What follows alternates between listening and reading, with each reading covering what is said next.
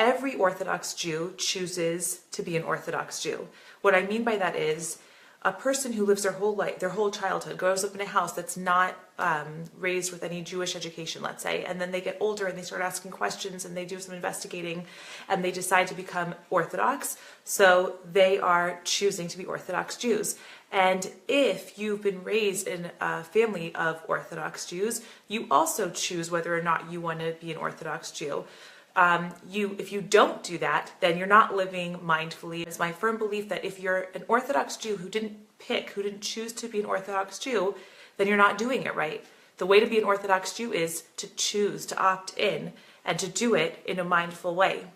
I personally am hoping that my children are going to choose to be Orthodox Jews, and not because of any fear of me or anything, or guilt that might be attached to not being an Orthodox Jew, but because they're going to see that as Jewish people, living a Torah-observant lifestyle is the happiest, most joyous, richest, most intellectually stimulating way to live.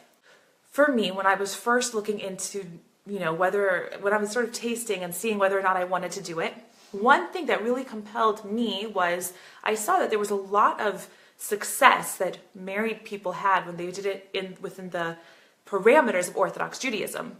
So it's not because, let me tell you what it's not because of. It's not, number one, because when you're dating, Orthodox Jews don't touch each other before they get married, and they get to know each other intellectually before they get hooked emotionally, or before they touch physically. So that's an amazing and awesome, structure of dating, but that's not the reason why I found marriages to be successful, in my opinion.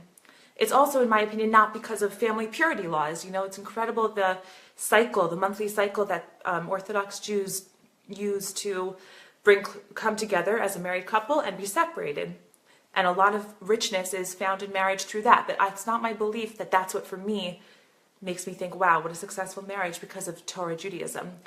It's not even because of the beautiful values that we share, where if I come home from a day that I just want to tell my husband about this annoying person who said something to me, I can't even use the name of the person because we're not allowed to speak negatively about other people. So even pillow talk has to be extremely calculated and careful. We're not allowed to speak negatively or damaging about somebody else.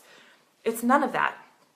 For me, the big value that makes me think that Torah Judaism is going to produce the best possible marriage is because of the value of giving.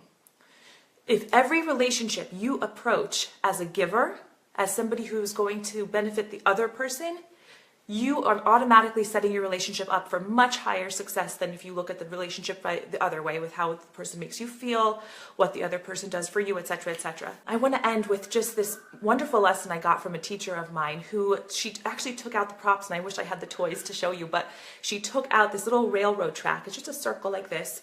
And she said, most people think that the Jewish calendar goes like this. You start at the Jewish New Year, it's Rosh Hashanah, and then you go to Yom Kippur, and you're doing your confessions, and you're praying in synagogue, and off you go into Sukkot, and you build a little hut, and then it's Hanukkah, and you light your menorah, and then you go into Purim, and you dress up in a costume, and you give Mishloach Manot, and then you clean your house for Pesach, for Passover coming, and you have your Sidarim. And then you go on to Shavuot, where we celebrate receiving the Torah, and we have an all-nighter of learning. And then off you go back into Rosh Hashanah, into the Jewish New Year. And you repeat, and you repeat, and you repeat. Actually, that's not how we are supposed to live our lives. We are supposed to be Ba'alei Aliyah. We're supposed to be people who are trying to work our way up. The world is not this, lateral railroad track. It's supposed to be like a slinky.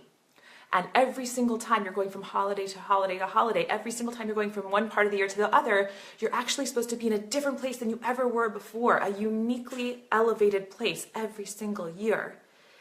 That is what drew me to being an Orthodox Jew. This idea that we want to be personally growing all the time and developing ourselves and giving to others and giving to ourselves and giving to the world. This inspired way of living is the most beautiful and joyful way a person can live, in my opinion.